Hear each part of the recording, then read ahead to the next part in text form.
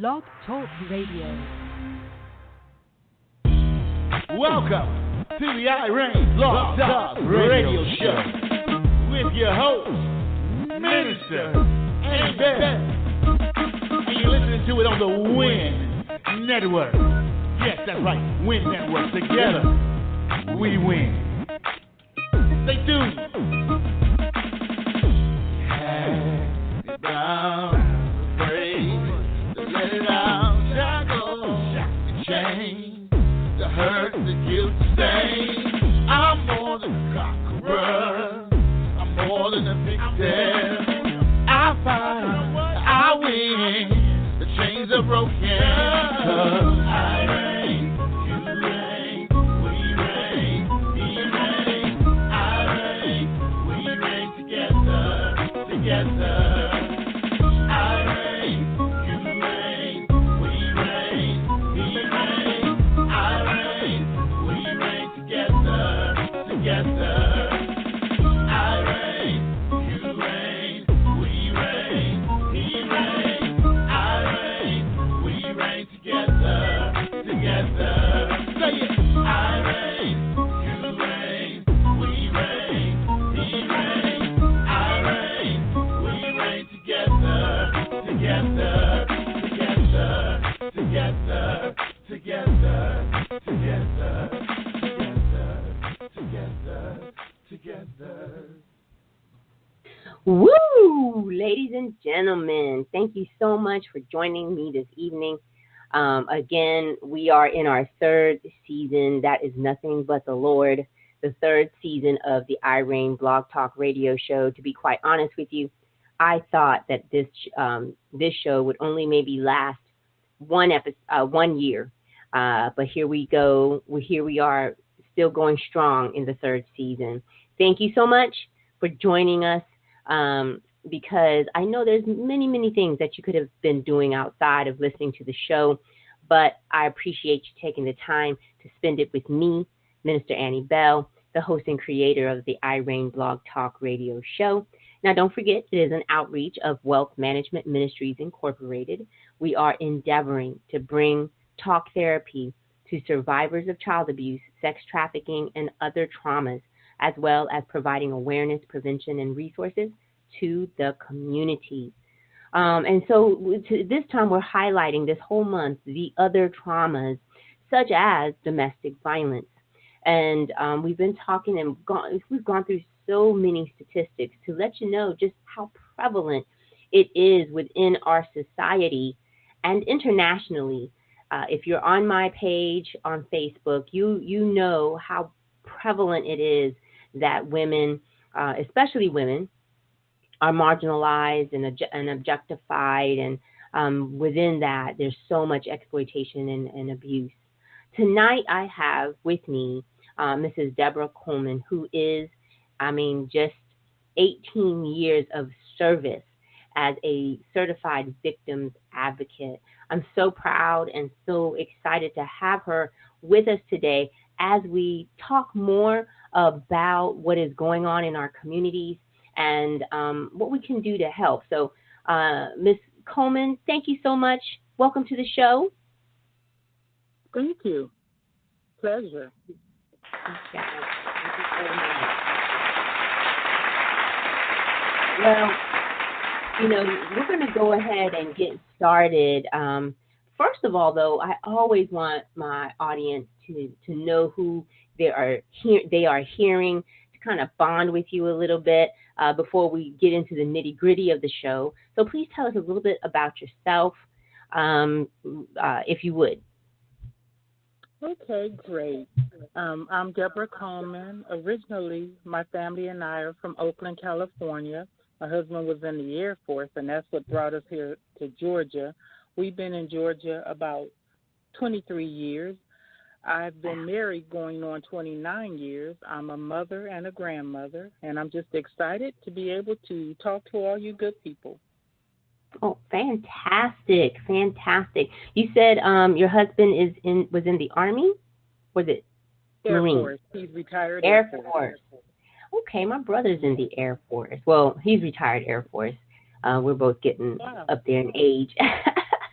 Oh, yes. Hallelujah. Thank God for age, because if we're not aging, that means we're dead, So I think That's I'm right. proud of my age, honey. So am I. So amen. Amen. Well, let's go ahead and get and start talking about, what inspired you to get involved as an advocate for the ending of domestic violence? Well, actually, I'm not just an advocate for domestic violence. I'm also a victim advocate for sexual assault, elder abuse, teen dating violence, and bullying.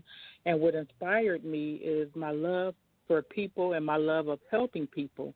I've always been the one rooting for the underdog, or when I was in school, if someone was being bullied or picked on, I was always the one to stand up for that person.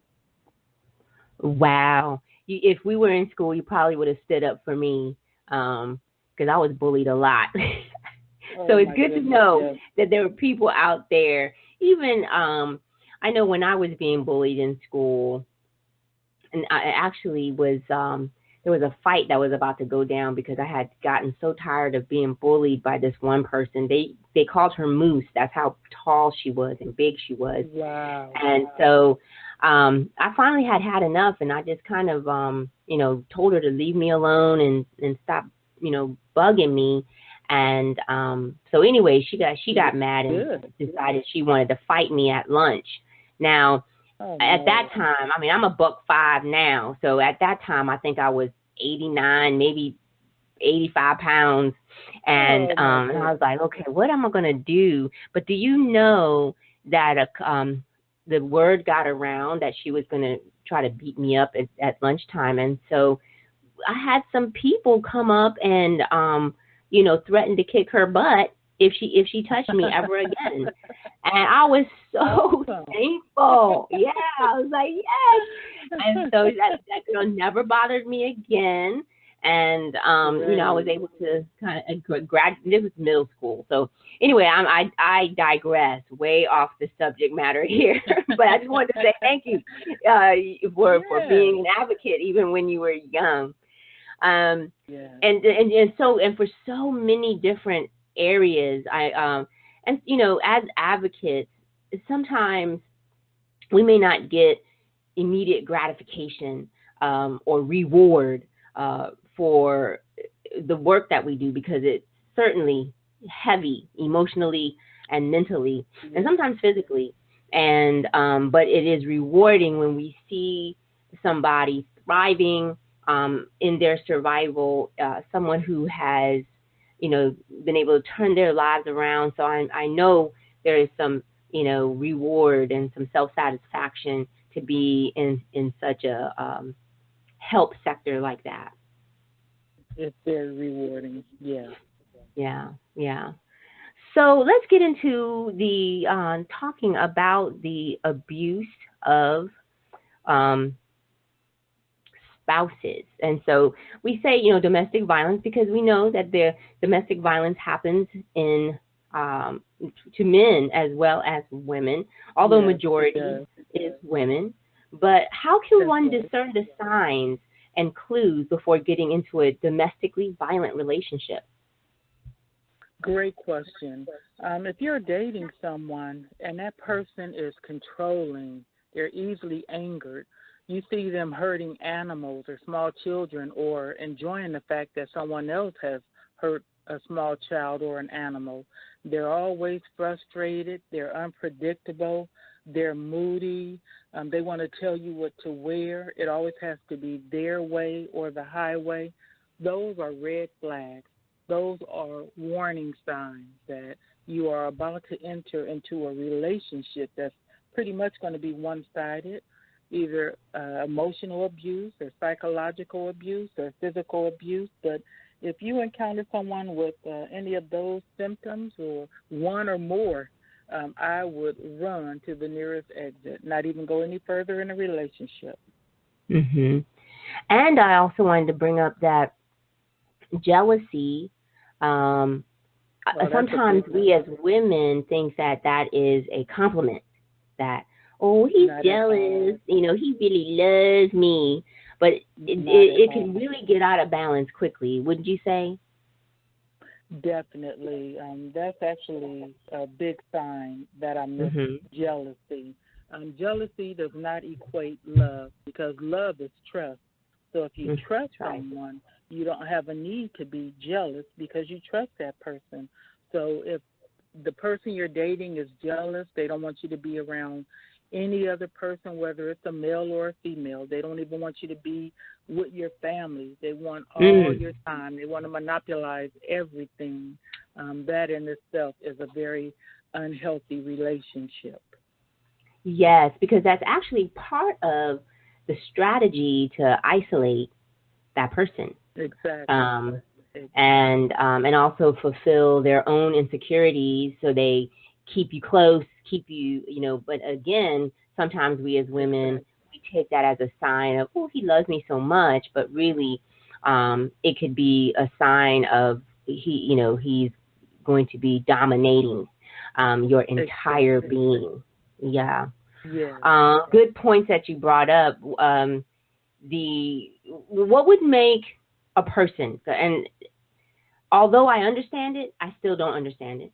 But what makes a person stay in abusive relationships? And then the second part to this question is, what makes them return after, if they were able to get away? Okay. Well, let's go with the first part. There are many reasons why a person, more than likely the woman, because 80% of domestic violence cases deal with women.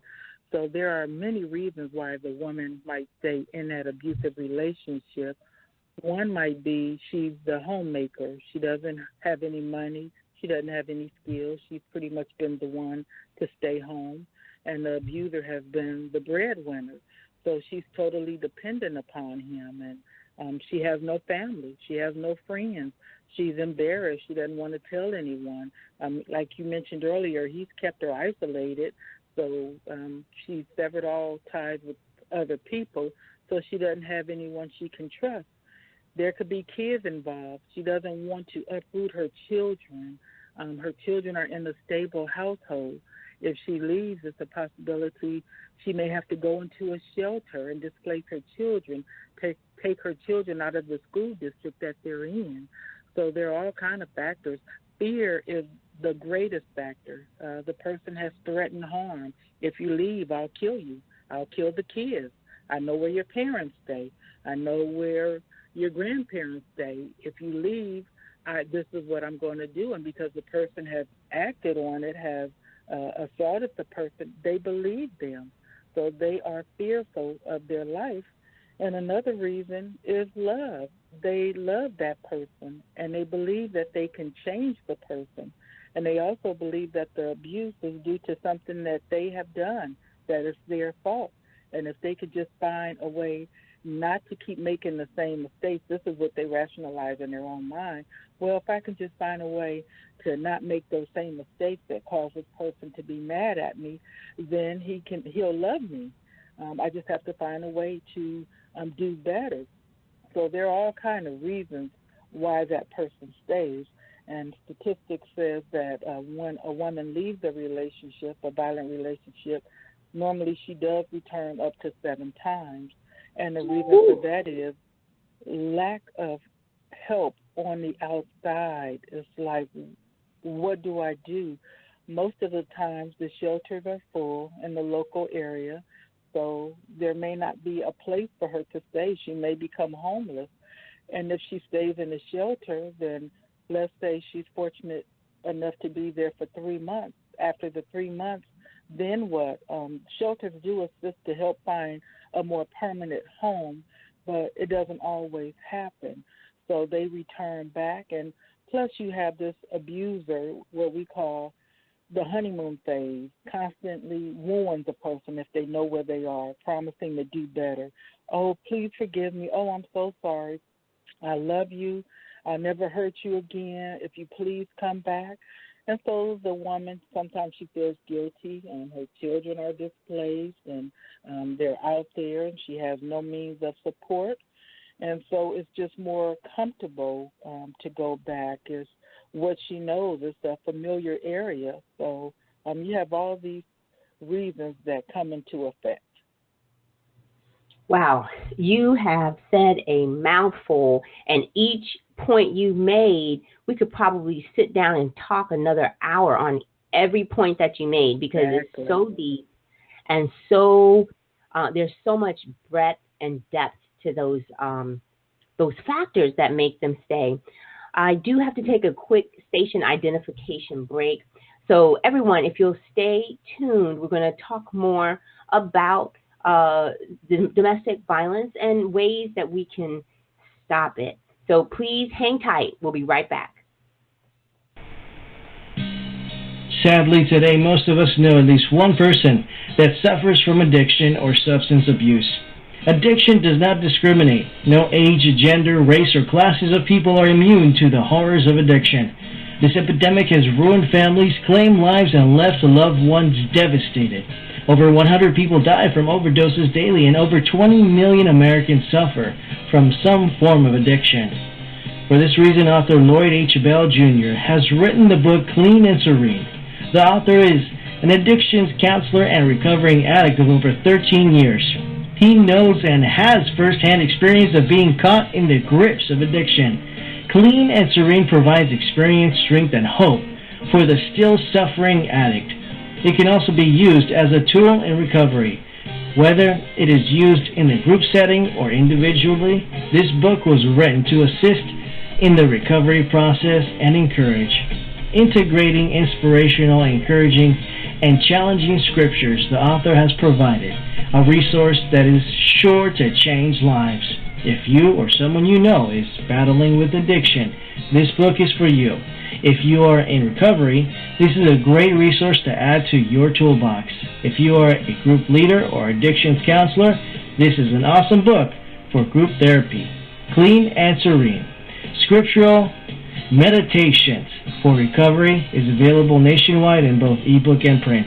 Get your copy or a copy for some you know today from Amazon or Barnes & Noble bookstore. For less than $10, you can potentially change the life of someone currently paying the high cost of living with an addiction. Welcome to R.E.I.G.N Blog Talk Radio Show.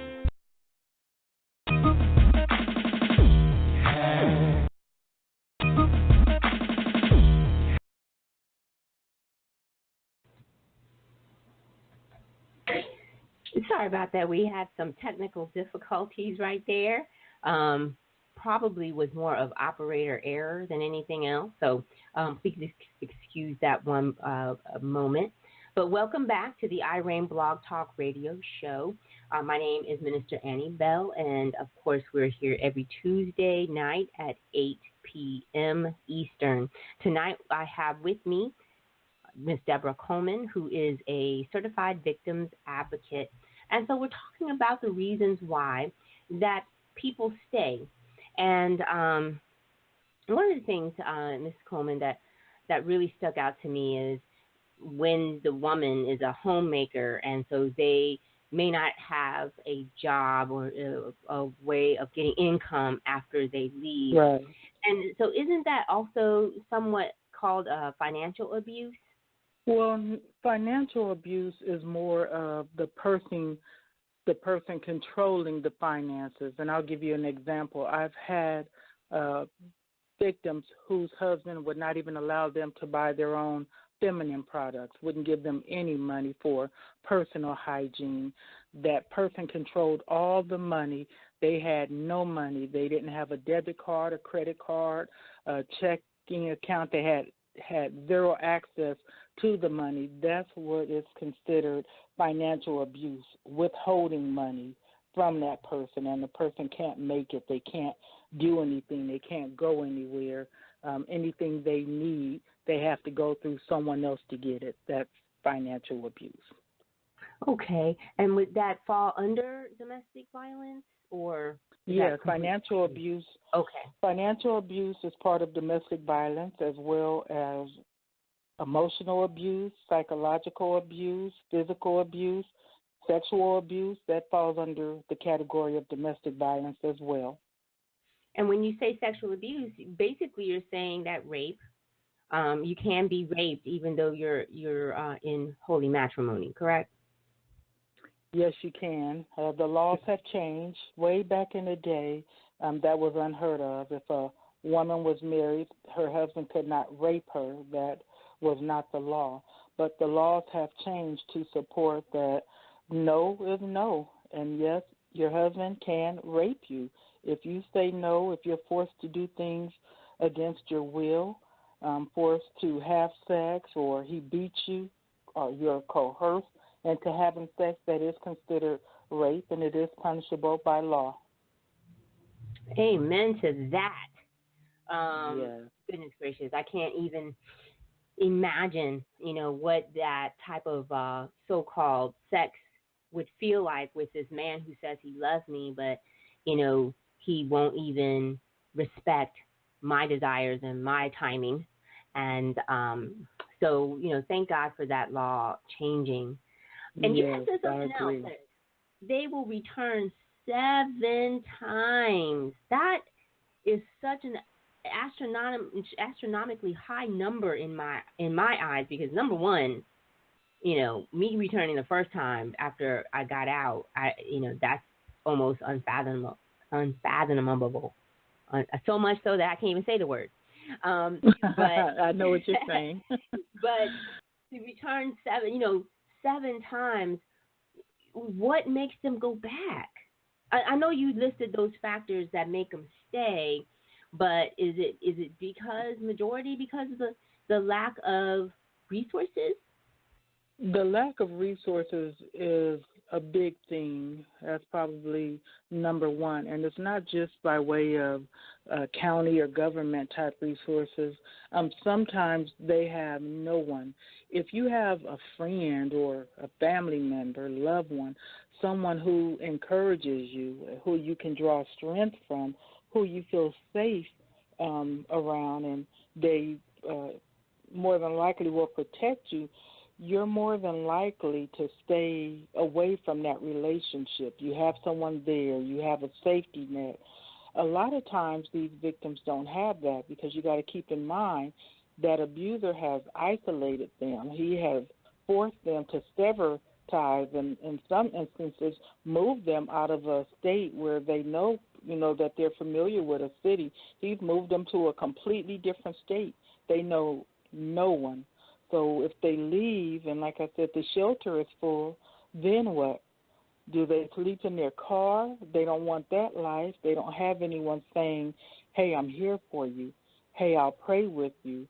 You can make it. So it makes it difficult for a person to stay away when they don't have anyone, when they don't have any means, when they're in an unfamiliar area and they have children, and they're weary and they're tired. It just makes the situation difficult. And then again, remember, you have the abuser. They love the person. They didn't stop loving the person because of the abuse. They truly love this person. So they believe that person when they say, hey, I'm going to change. Hey, I'm never going to hit you again. It was my fault. I love you. Here, I bought you this diamond necklace. Oh, I got you the car you wanted. Please come back. So you have that combined with the fact that they love that person, and then add that they have no support out there. So it makes it really difficult for them to stay out there. And thank you for that.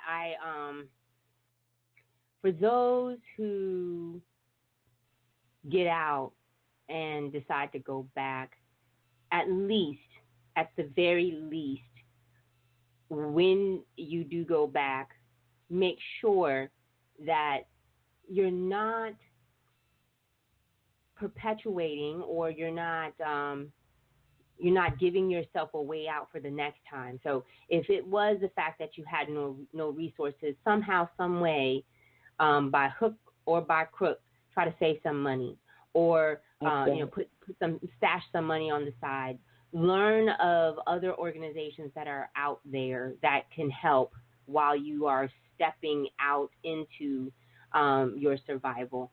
Don't just go back being complacent and being the same in the same arena that you were in before, because regardless, and there's some statistics out there that says that, a man or a person who hits you once, if they say that they won't do it again, there are some that won't ever do it again. I actually interviewed a lady this month whose husband hit her one time, and she left him and came back, but he never hit her again after they had discussed it. But for the majority, if he hits you once, he's going to hit you again. So in between that time, we're going to talk about safety plans and the exit plan and, escape plan. We're going to talk about that a little later. But I wanted to make sure I, said that before I ask the next question.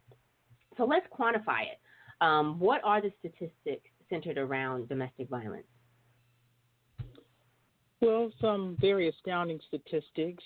Statistics say every 9 seconds in the United States, a woman is beaten or assaulted.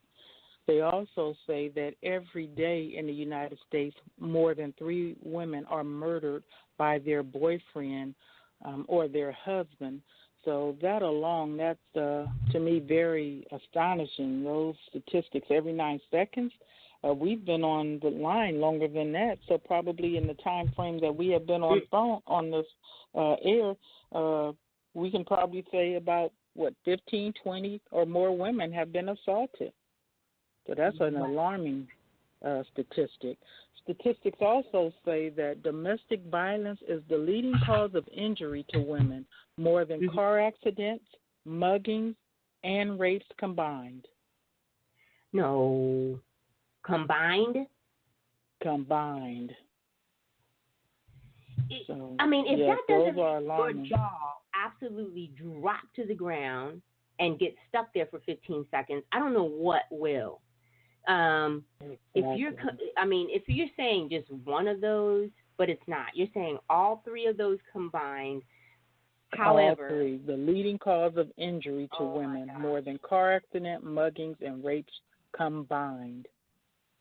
Come on, ladies. And the other gents that are out there that are in abusive relationships. But for the ladies, these are figures for ladies. These are figures for women. These are figures for your daughter, your mother. This is us. We're talking about women who are being pummeled to the ground, who are being disrespected, and just so much that they go through. And this is the leading cause of injury. And there are so many deaths, correct, with in domestic violence. Mm-hmm. Yes, those are just a few.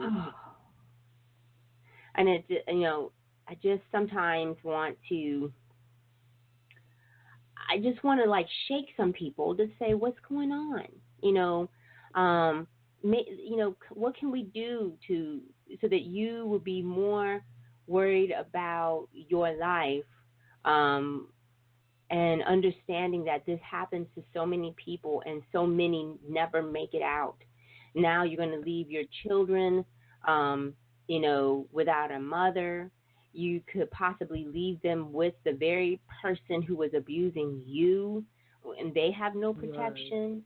Right. I was watching I think it was Dr. Phil, and the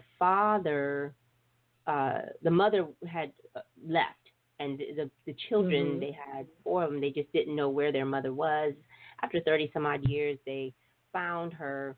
But during that time, as children, the father was very abusive to them, very abusive to the point of even sexual abuse to the girl, the boy.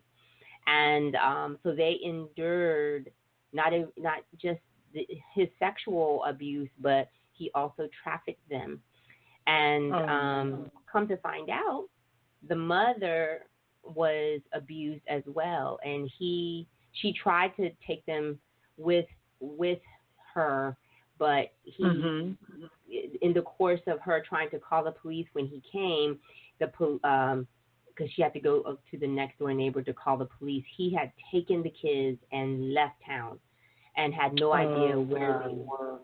but it's just absolutely heartbreaking Yes, that it is. possibly, it could have been avoided. The mother tried to do the right thing by getting out and getting the kids out, but just in that split second.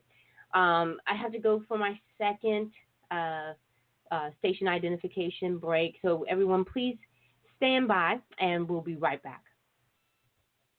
Have you priced commercials lately? Advertising can truly break your budget. At R.E.I.G.N, we eliminate the most common hurdle to advertising.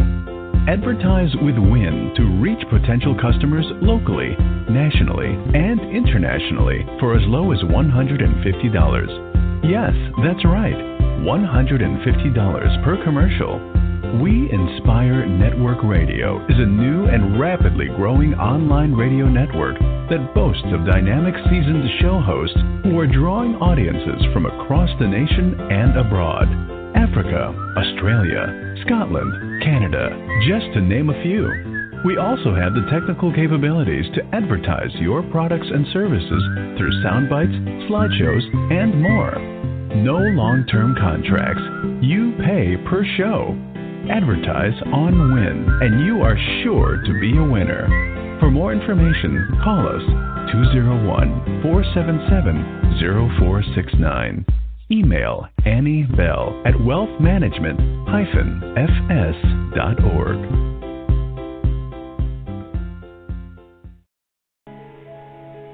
Hello, everybody. My name is Minister Annie Bell, and I am the host of R.E.I.G.N Blog Talk Radio Show, where we endeavor to bring talk therapy to survivors of child abuse, sex trafficking, and other traumas, as well as being the vehicle by which we use to bring awareness and resources to the community to aid in the prevention of these abuses. R.E.I.G.N, which is a declarative acronym for the individual survivor, that means I identify myself as a survivor, no longer a victim.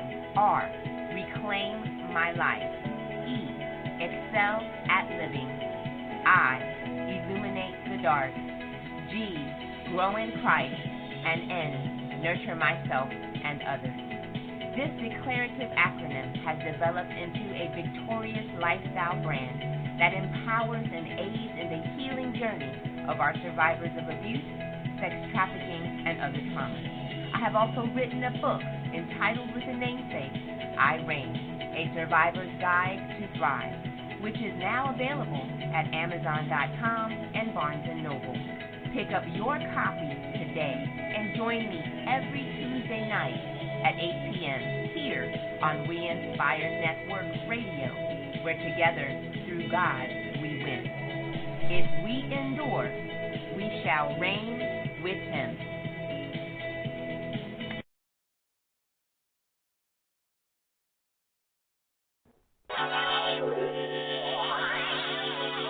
Welcome back to R.E.I.G.N Blog Talk Radio Show with your host, Minister Annie Bell. Yes, and like he said, I am your host, Minister Annie Bell. And if you're just joining us, you have joined into the R.E.I.G.N Blog Talk Radio Show tonight. As we have been for the whole month of October, we have been talking about domestic violence awareness and even prevention. And I have with us today Mrs. Deborah Coleman, who is a certified victims advocate. And so we were just talking about, we were quantifying how many women actually are abused. And her statistic was astounding, absolutely astounding. Welcome back to the studio, Mrs. Coleman. Well, thank you. Glad to be You're here. welcome. You're welcome. Thank you for staying with us. Can you walk us through? We talked about how many women are, the actual statistics of how many women are being abused, and can you though walk us through the steps in creating a safety plan? And of course, I have a second part to the question, and that is, what is the difference between a safety plan and an escape plan? Okay, yes, I'll be glad to do that. As a matter of fact, let me just clarify up front. the difference between the safety plan and the escape plan. It's not much of a difference. They are both the same thing, getting out of that relationship. But the escape plan is more instantaneously, more immediate. Person is in the process of trying to do harm to you, or you feel that he's going to kill you. The escape plan would be knowing which door you're going to go out of. If something happens, I need to get out of the house immediately. So I should be close to the living room. And you can pretty much tell if you've been in an abusive relationship, you pretty much know that person's moves, and you can pretty much kind of sense when something is about to jump off. But the escape plan is, okay, my car is already filled up with gas. It's pointing outward. If you have your own vehicle, it's pointing that I have my keys. If I have to flee right now to save my life, to save the life of my children, all I have to do is get out the front door, or all I have to do is, if I can make it to the bedroom, that door has a lock on it, I can lock it with my children inside, and we can get out of the window. So that's more of the escape plan. Like I said, it's immediate, it's instantaneously.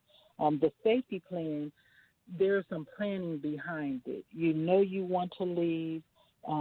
As Minister Bell stated earlier, you're putting money aside, cash, because if you do have a joint debit card or credit card or listed on the checking account, and you try to leave, the abuser may shut that card off or close the account, because you can do all of this over the phone now or over the computer.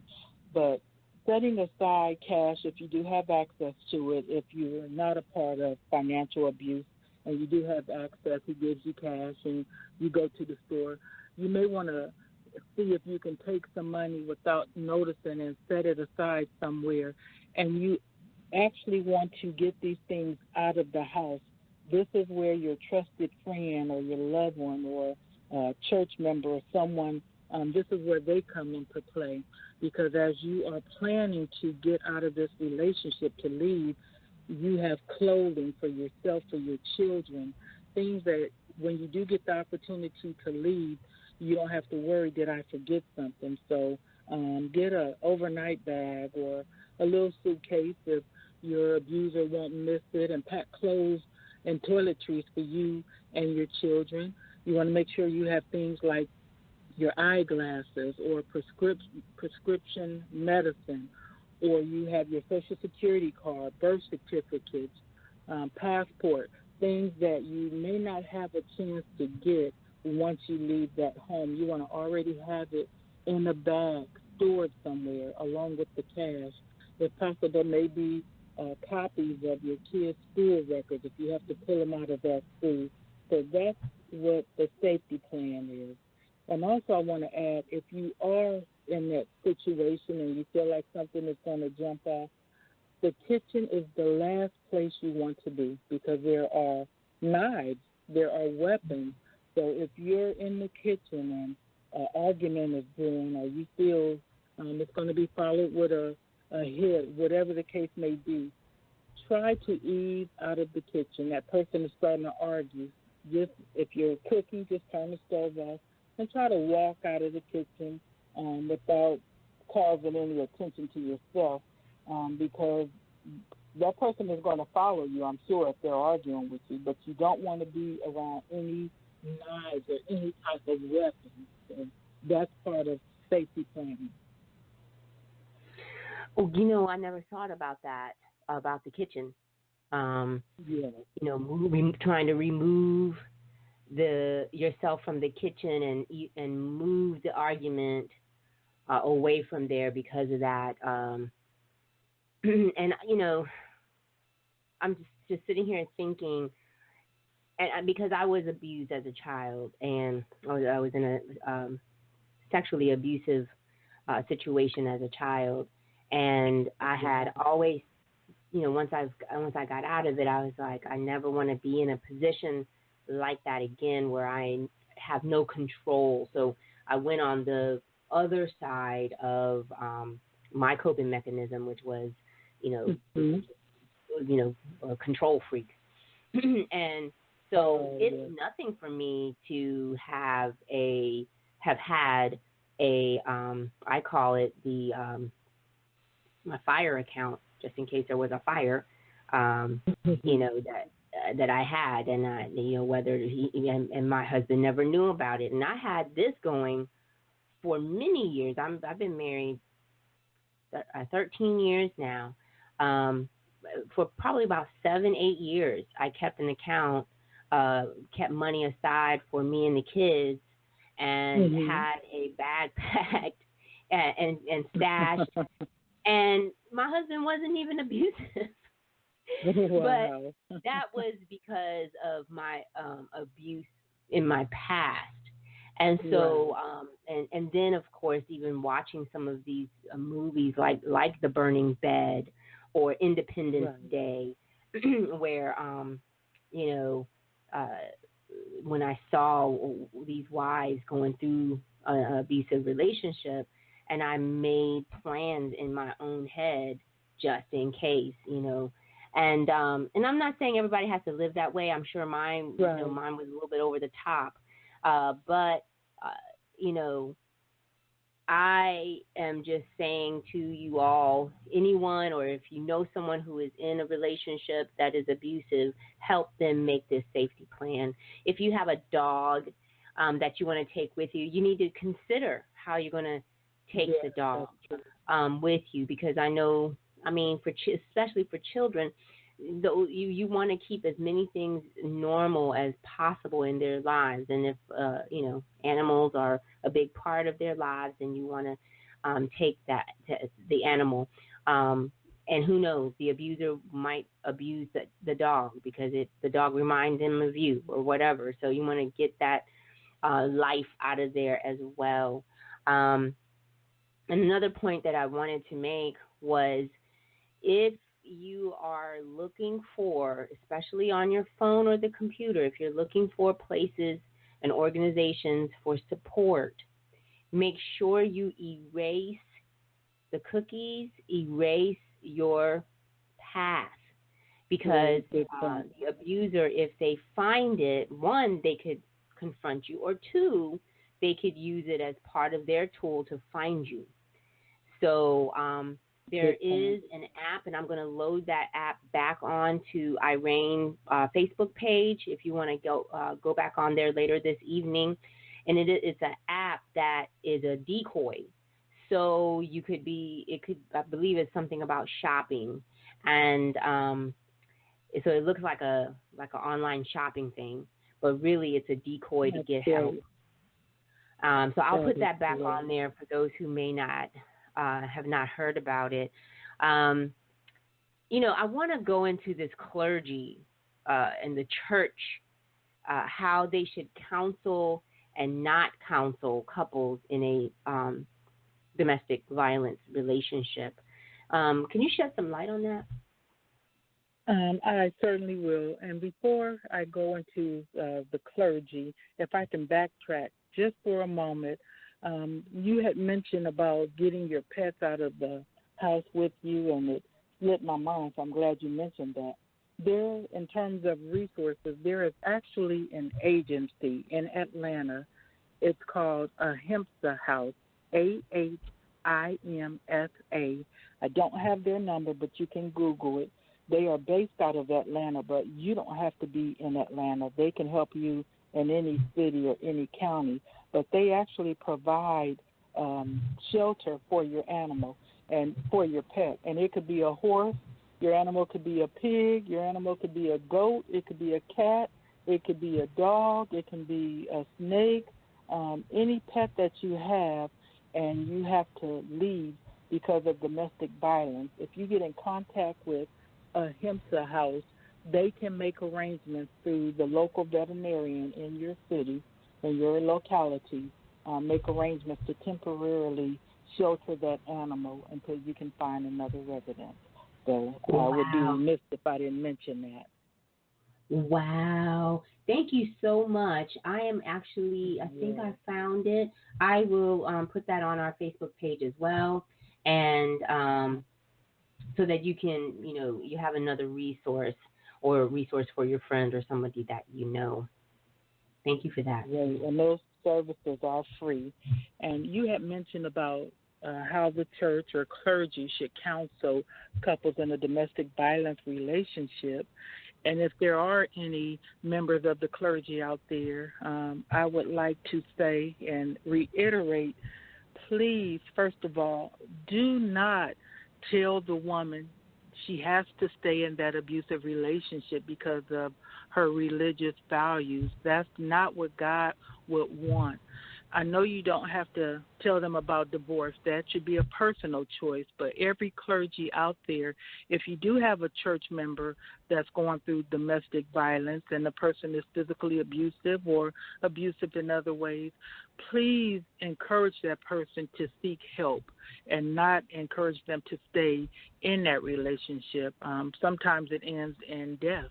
So we don't want to put anyone's life in danger or at risk because they were told, because pretty much everyone, if they are really rooted in their church, they're going to listen to their pastor. So the pastor can make or break that person. So we would just like to encourage you, when I say we, advocates everywhere, would like to encourage clergy to please not advise them to stay and say, well, you married that person for better or worse, or a sickness and a health, because one thing has nothing to do with the other.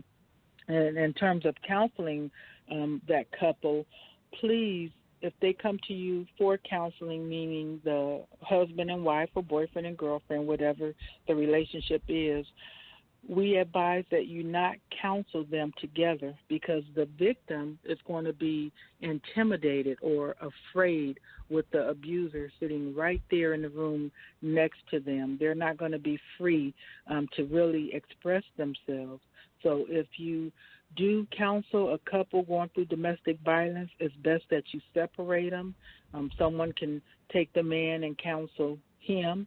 Someone can take the woman, and it'd be best advised that you not even bring them there on the same day. Maybe you can do the woman one day and the man another day. But please, and again I reiterate, do not counsel them together, and do not tell the victim that it's her obligation or his obligation, because sometimes men are victims, as we mentioned, to stay in that relationship. Please tell them to get help, and please assist that person in getting help and getting out of that relationship to safety. And that sounds like a no-brainer to me, but I guess, it's not, someone says common sense is not common, but you would think that in a relationship like that where there is an intimidator, there is a person who is abusive, why would you counsel them together? It just makes zero sense to me. And I believe that, like you said, it is very important that as clergy, as church, that we don't make it a religious obligation to stay with the person who is beating the Pope out of us. Okay? That's right. As T.D. Jakes says, there are people who get slapped under the doggone refrigerator and they have to fix themselves up, get their wig back on straight, and strut into church as if nothing has happened. Right. And we don't have the time for that. We are losing lives. How many people are in the grave who could have been the one that brought cure to cancer, cure to all these diseases that are out here, is the catalyst for racial equality. You just don't know. The person that is being into a pulp, they may have a kingdom agenda that God has set them on. And so every life is so very, very important, and not to be, stifled out. I know we only have a few more minutes. Gosh, our shows get so juicy that sometimes I should do a 90-minute show. But anyway, can you give us an example of your worst case of domestic violence that ended up that you have had, and how it ended? Okay, we did have a client that, or a victim, or I should say I had a victim that was in an abusive relationship, a domestic violence relationship, and there was physical abuse. And the last encounter was the abuser putting on body armor. This person had several guns, and so they decided that they were going to kill the victim. So they put on body armor and were prepared for the police to come and said, if the police come, we're all going down in a blaze of gunfire. And so it was very scary because that person, of course, feared for their lives. That person, the woman, was able to get out of the house. I don't recall exactly how she did it, but she was able to get out and get help and get the police. And that case did end in prosecution. Thank God for that. Prosecution of the defendant, of the abuser. But I believe had she not gotten out of that house that night, that he was going to kill her. He had planned on shooting any police that arrived. It was basically going to be a murder-suicide. Wow. And, with what you just said, I could see just about every race and ethnic background. And I say this because it is not isolated to black, white, upper class, middle class, low class.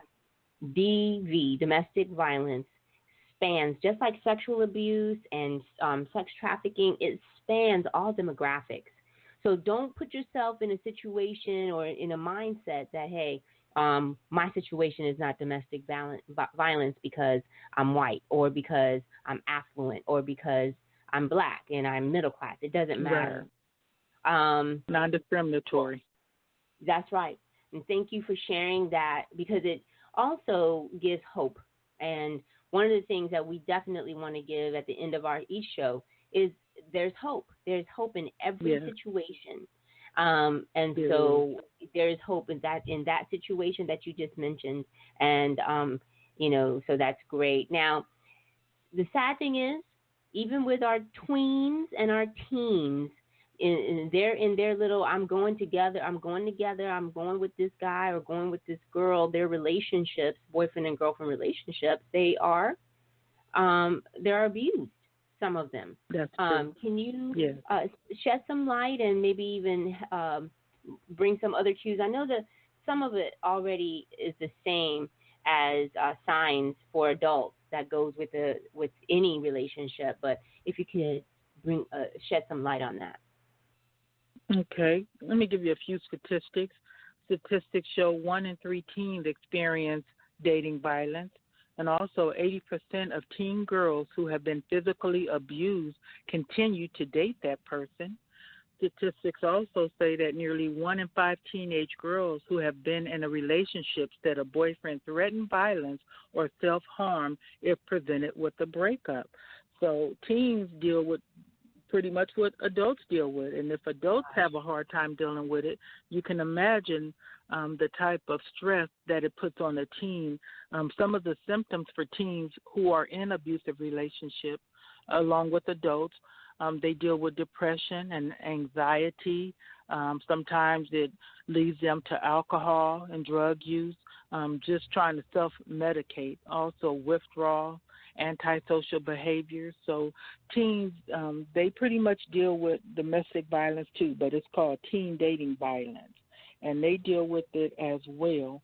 So it's prevalent in the United States, and if I can just mention, children imitate what they see. So sometimes you have children who grow up in abusive homes and they witness mommy or daddy or grandma, grandpa, aunt, uncle, whoever.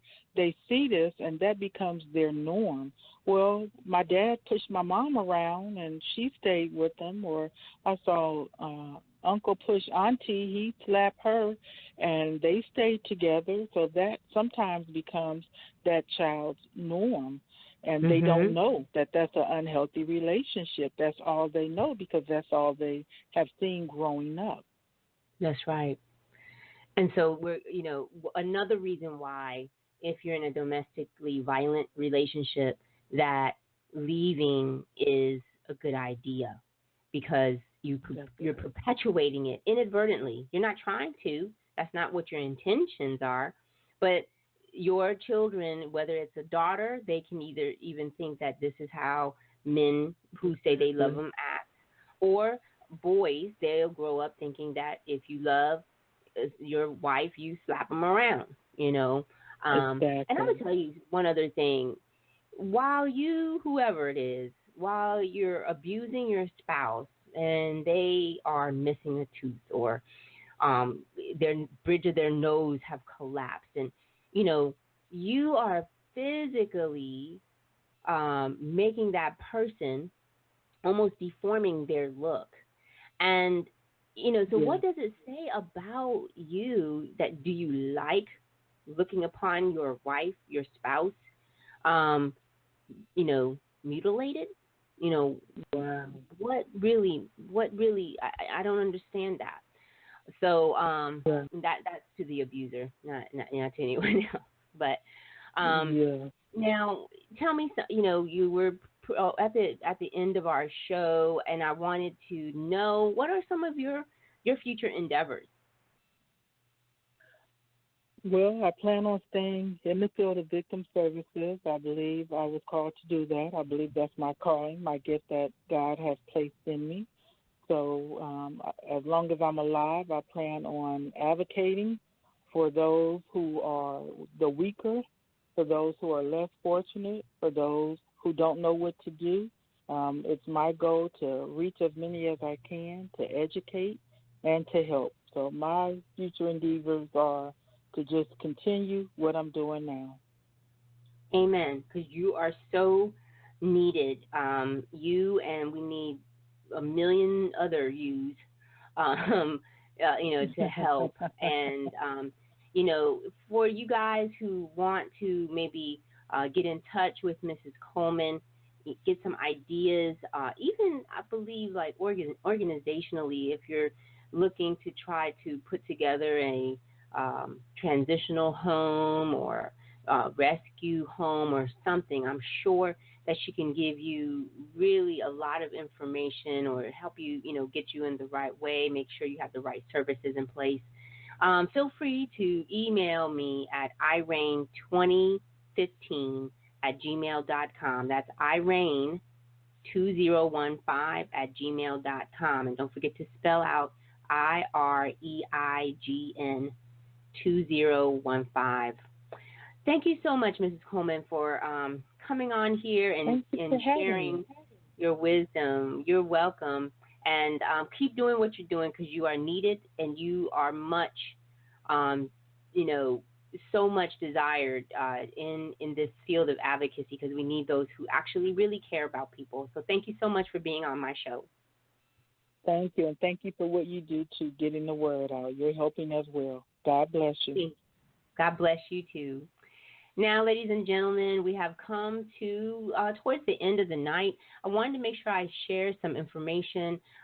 If you think that someone is being abused domestically, call them. Call 1-800-787-3224 to get some help. Also, same thing for those who are in a violent relationship. Call that number. There is help. Also, if there is child abuse that you witness or think you're in, or think somebody else is in, call 1-800-4-A-CHILD. That's 1-800-422-4453. Get some help. Do not suffer this alone. Now we are at our wisdom to reign. Having fear is not the same thing as lacking courage. Sometimes we have to do things while scared, but you'll have the courage to actually do it. So again, having fear is not the same as lacking courage. To make a donation or get in touch with me or my team, please go to www.wealthmngt.org. Follow us on Facebook and Twitter at R.E.I.G.N. Stop Abuse and Abolish Sex Trafficking. Also, go to our YouTube page so you can listen to this show and any other shows that have been archived as many times as you like. Become a subscriber so that you don't miss a beat. Repeat after me. I reclaim my life. I excel at living. I illuminate the dark. I grow in Christ. and I nurture myself and others. Thank you so much for being with us tonight. Let's reign together with Christ. See you next Tuesday at 8 p.m. Good night.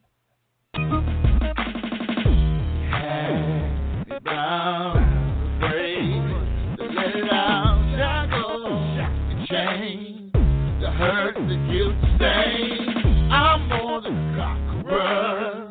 I'm more than a victim.